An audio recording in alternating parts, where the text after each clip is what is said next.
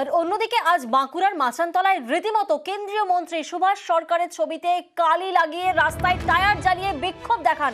দেখুন সেই ছবি আপনাদেরকে দেখাচ্ছি। রীতিমতো কেন্দ্রীয় মন্ত্রী সুভাষ সরকারের বিরুদ্ধে বিক্ষোভ, আর যারা বিক্ষোভ দেখাচ্ছেন তারা বিজেপি কর্মী। যে ছবি আপনারা দেখছেন, সুভাষ সরকারের বিরুদ্ধে ফের পথে নামলেন বিজেপি কর্মীদের একাংশ। রীতিমতো কেন্দ্রীয় মন্ত্রী সুভাষ সরকারের ছবিতে কালি লাগিয়ে রাস্তায় টায়ার জ্বালিয়ে বিক্ষোভ দেখাচ্ছেন বিজেপি কর্মীদেরই একাংশ। প্রতিনিধি প্রিয়ব্রত এই মুহূর্তে আমাদের সঙ্গে রয়েছেন। প্রিয়ব্রত, যে ছবি আমরা দেখছি, মাস কয়েক আগেও আমরা দেখেছিলাম যে একেবারে কেন্দ্রীয় শিক্ষা প্রতিমন্ত্রীর বিরুদ্ধে সরব হয়েছিলেন দলেরই একাংশ, ফের একবার গোষ্ঠীকন্দল প্রকাশ্যে, ঠিক কোন ইস্যুতে?